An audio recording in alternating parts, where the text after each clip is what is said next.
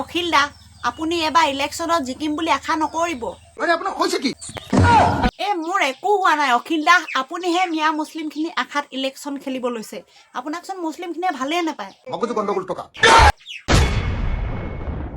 মামা এই অত বছৰে আপুনি শাসন কৰি চৰকাৰ চলাই মিয়াই খেদিব নোৱাৰিলে। মই কোৱা নাই নহয়, অখিল দাই কৈছে, চাই লওক। বিদেশী খেদিম বুলি কৈছিলে যে টালি টোপোলালৈ চব যাব লাগিব বিদেশীবিলাক। এতিয়ালৈকে 1676 জন বিদেশী এতিয়ালৈকে অসমৰ পৰা গ'ল যোৱা 9 বছৰত। আৰু সেই হিচাপত মই আজি অলপ আগতে হিচাপ কৰিছিলোঁ যে 1676 জন যদি 9 বছৰত বিদেশী গ'ল, মোক দিয়া তথ্য অনুসৰি ইয়াত বিধানসভাত, তেতিয়াহ'লে বছৰি 186 জন বিদেশী গ'ল।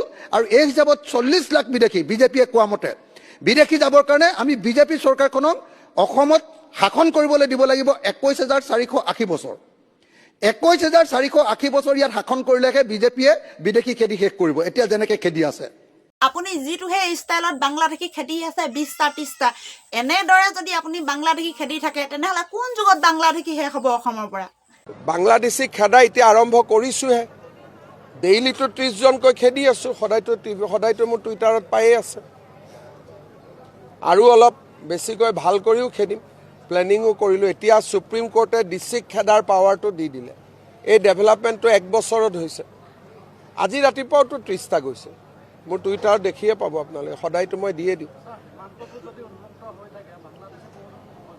এইটো উন্মুক্ত দুখন দেশ, লখিমপুৰ ধেমাজিৰ মাজত আপুনি যিমানে বৰ্ডাৰ ফেন্সিং নকৰে কিয় মাটি তলেদি গাঁত খান্দিটো সোমাবই পাৰে।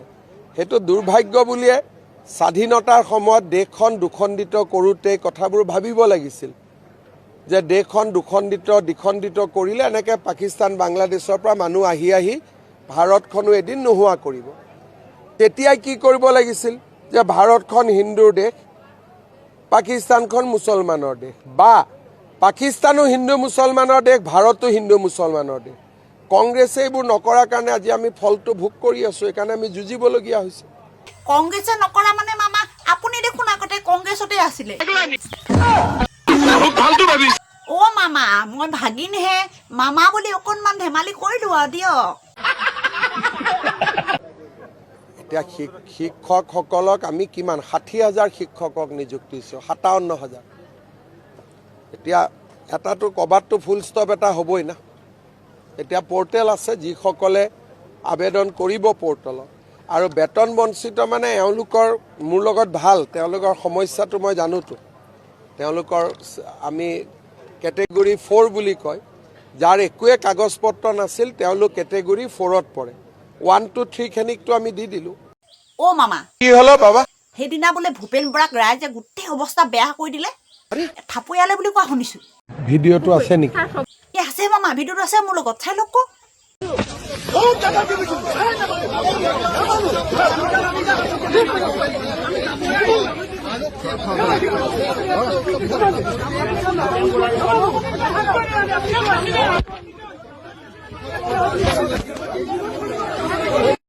দেখিলে মামা, ভাগ্য ভাল ভূপেন বৰাৰ ওচৰত পুলিচ কেইজন আছিলে, নহ'লে ৰাইজে ভূপেন বৰা কি অৱস্থা কৰিলেহেঁতেন।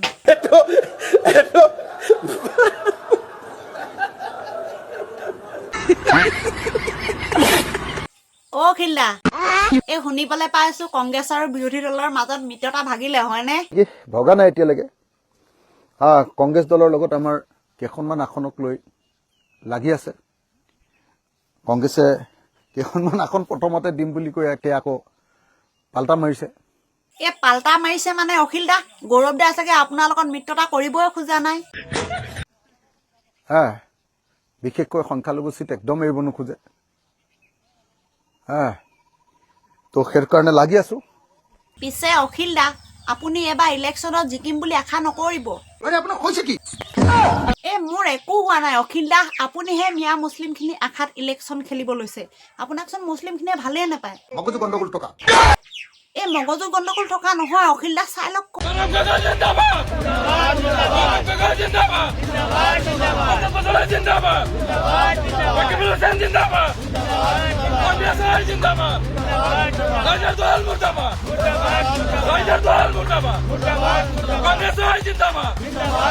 আমাৰ ডিং সমষ্টিত প্ৰায় বহুত প্ৰত্যাশী টিকেট বিচাৰিছে আৰু পইচা পাতি খৰচ কৰি সংগঠন বহুত মজবুত কৰিছে কংগ্ৰেছৰ। এতিয়া যদি আমাৰ ৰাইজৰ দলৰ লগত এলায়েন্স কৰা হয় এইটো আমি কেতিয়া মানি নলওঁ। আৰু আমাৰ নিজৰ তলৰ মানে যিখিনি কৰ্মী আছে আমাৰ কংগ্ৰেছ দলৰ মানে সকলোৱে মানে এটা কথা ভাবি আছে আমাৰ ডিং সমষ্টি আমাৰ কংগ্ৰেছৰ টিকেট লাগে আৰু কংগ্ৰেছে ML বনাই আমি ইয়াৰ পৰা পঠাম। আজি প্ৰায় 15 বছৰ ধৰি আমাৰ ইয়াত কংগ্ৰেছৰ ML নাই। আমাৰ সমষ্টিখন বহুত পিছ পৰি আছে, ৰাস্তা ঘাটলৈকে স্কুল কলেজলৈকে বহুত মানে পিছ পৰি আছে।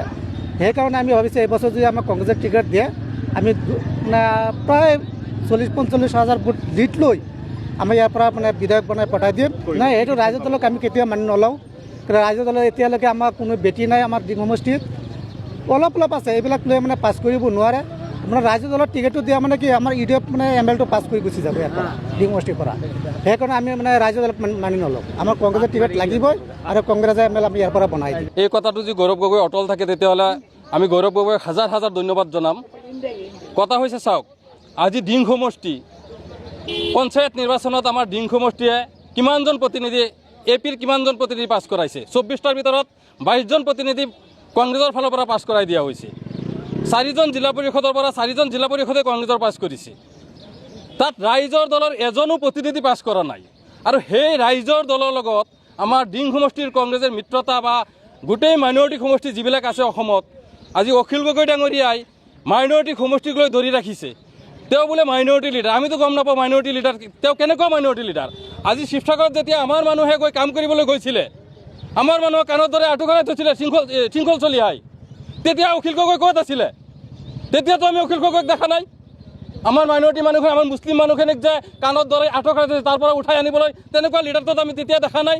আৰু এতিয়া মাইনৰিটি চিটৰ কাৰণে লাগি আছে, মাইনৰিটি চিটৰ পৰা গৈ তেওঁ ডাঙৰ লিডাৰ হ'ব বিচাৰি আছে। আমি অখিল গগৈৰ লিডাৰী কেতিয়াও মানি নলওঁ। আজি কংগ্ৰেছৰ ডিং সমষ্টিত যিটো আমাৰ কংগ্ৰেছৰ নেতৃত্ব, আজি চাওক প্ৰয়াত তৰুণ গগৈৰ দিনৰ পৰা আজি তৰুণ গগৈ যেতিয়া কলিয়াবৰত MP খেলিছিলে আমি অসমৰ ভিতৰত সৰ্বাধিক ভোট দিছিলোঁ তৰুণ গগৈ ডাঙৰীয়াক। তাৰপিছত দীপ গগৈ ডাঙৰীয়া ইলেকশ্যন খেলিছে, দীপ গগৈ ডাঙৰীয়াকো আমি বহুত বেছি ভোট দিছোঁ। তাৰপিছত আহিছে গৌৰৱ গগৈ ডাঙৰীয়া, গৌৰৱ গগৈ ডাঙৰীয়াকো আমি ডিংবাসীয়ে বহুত বেছি ভোট দিছোঁ। এইবাৰ ইলেকশ্যন খেলিছে আমাৰ প্ৰদ্যুৎ বৰদলৈ ডাঙৰীয়া, প্ৰদ্যুৎ বৰদলৈ ডাঙৰীয়াকো আমি বহুত বেছি ভোট ডিংবাসীয়ে দিছোঁ। আৰু এতিয়া শুনি আছোঁ যে ৰাইজৰ দলৰ লগত মিত্ৰতা হ'ব লাগে আৰু ৰাইজৰ দলক আমাৰ ডিং সমষ্টিটো এৰি দিব লাগে, হ'লে এৰি দিব লাগে, নহ'লে বন্ধুত্ব খেলিব লাগে। বন্ধুত্বনো কি? ইলেকশ্যনত নকওঁ আকৌ বন্ধুত্বনো কি? ইলেকশ্যন মই কাৰোবাৰ বিৰুদ্ধে খেলিম, সি মোৰ বিৰুদ্ধে খেলিব, তাত বন্ধুত্বৰ কথাই আহিব নোৱাৰে। এতিয়া এটা কথা খাটাং, আমি মাইনৰিটি মানুহবিলাকে যিটো কথা গম পাই আছোঁ, অখিল গগৈৰ যিটো হেৰি, যদি আজি গৌৰৱ গগৈ বা ওপৰৰ যিখিনি নেতৃস্থানীয় ব্যক্তি আছে আমাৰ কংগ্ৰেছ দলত তেওঁলোকে যদি ধৰিব পাৰিছে তেতিয়াহ'লে ভাল কথা, আৰু যদি ধৰিব নোৱাৰে তেতিয়াহ'লে অখিল গগৈয়ে যিটো পাক লগাই আছে তাৰ মানে কংগ্ৰেছে নিজে কবৰ খান্দি নিজে সোমাই যোৱাৰ দৰে এটা পৰিকল্পনা ৰচনা কৰি আছে অখিল গগৈয়ে। অখিল গগৈয়ে এটা কথা বাৰে কৈ আছে, মই কালি শুনিবলৈ পাইছোঁ, মোৰ দল এতিয়া সৰু নহয়, মোৰ দল এতিয়া বহুত ডাঙৰ। মোৰ দল এতিয়া সৰু হৈ থকা নাই, মোৰ দল এতিয়া বহুত ডাঙৰ। তেওঁ যদি নিজকে ইমান কথা কৈ আছে, তেওঁ নিজে যদি যোৱা ইলেকশ্যনত যদি তেওঁ নিজে জেলত নাথাকিলে হয় তেওঁ কোনো কাৰণতে পাছ কৰিব নোৱাৰিলে হয়। আৰু এইবাৰ যদি এলায়েন্স নহয়, কংগ্ৰেছৰ লগত যদি এলায়েন্স নহয়, এইবাৰো কোনো কাৰণতে তেওঁ পাছ কৰিব নোৱাৰে। তেওঁ পাছ কৰাৰ ধান্দাত নাই। তেওঁ আজি মামাৰ লগত, মই যিটো বুজি পাই আছোঁ, আজি তেওঁ মামাৰ লগত ভিতৰুৱা কিবা অংক মিলাই আছে, আৰু সেই অংকত এতিয়া গৌৰৱ গগৈ কিন্তু নিশ্চয় গম পাইছে অলপ হ'লেও। সেইকাৰণে এতিয়া গৌৰৱ গগৈ বুজি পাইছে আৰু গৌৰৱ গগৈ কৈ আছে এইটো মিত্ৰতা আমি কোনো কাৰণতে মানি লওঁ। আৰু অখিল গগৈৰ যিটো ধান্দা, আগত যি 22টা বা 25টা কংগ্ৰেছৰ চিট আছিলে, MLA হৈ আছিলে, মামাই এনেকুৱা এটা পৰিকল্পনা ৰচনা কৰিছে যাতে গৌৰৱ গগৈ কোনো কাৰণতে 20টাৰ 25টা চিটৰ ওপৰত আৰু যাতে আগবাঢ়ি যাব নোৱাৰে, সেই মেহেৰবাগটো আজি অখিল গগৈক দি পেলাই লগাই ৰাখিছে। সংখ্যালঘু ৰাইজৰ আচলতে ত্ৰাণকৰ্তা হ'ব বিচাৰিছে নেকি অখিল গগৈ? নাই, অখিল গগৈ নিজে বিচাৰিব পাৰে সংখ্যালঘুৰ ত্ৰাণকৰ্তা হ'ব, কিন্তু আমি সংখ্যালঘু মানুহে কোনো কাৰণতে তেওঁক মানি নলওঁ। আপোনালোকে মানি লয় নেকি? অখিল গগৈ মানি লয় নে? আজি শিৱসাগৰ, যোৰহাট সেই জেগাবিলাকত যে আজি শৃংখল চলে যে আমাৰ কাম কৰা ল'ৰাবিলাক, বয়সস্থ মানুহবিলাক চৰি আহিছে, আঁঠু কঢ়াই থৈছিলে, তেতিয়া অখিল গগৈ ক'ত আছিলে? তেতিয়া আমাৰ মাইনৰিটিৰ লিডাৰ হৈ পেলাই অখিল গগৈ তেতিয়া দেখুওৱা নাই যে মাইনৰিটিৰ লিডাৰ কিয় ইয়াত আঁঠু কঢ়াইছা, কাম কৰিব আহিছে দুখীয়া মানুহ। তেতিয়াতো অখিল গগৈক আমি দেখা নাই। এতিয়া অখিল গগৈ ডিঙত ছিট লাগে, এতিয়া অখিল গগৈৰ দলগাঁৱত ছিট লাগে, এতিয়া মাইনৰিটিৰ লিডাৰ হ'ব বিচাৰিছে। আমি মাইনৰিটিৰ লিডাৰ কেতিয়াও অখিল গগৈক মানি নলওঁ, এইটো আমাক দাঁতিকে কৈ সমষ্টি কংগ্ৰেছৰ আছে, আমি কংগ্ৰেছতে আছোঁ। গতিকে অখিল গগৈৰ লগত কোনো জাতৰ সম্বন্ধ নকৰোঁ, তাৰ লগত কোনো মিলাপ্ৰীতি নহয়। আমি একেলকৈ কংগ্ৰেছে আমি ইয়াত প্ৰতিনিধি খেলোঁ। যদি ৰাইজৰ দলক দি দিয়ে, হা ৰাইজৰ দলক যদি না, আমি এইটো মানি নল'ম। আমি এইটো মানি নল'ম, আমি কেতিয়াও মানি নল'ম। মোৰ আঘাত লাগিব মনত।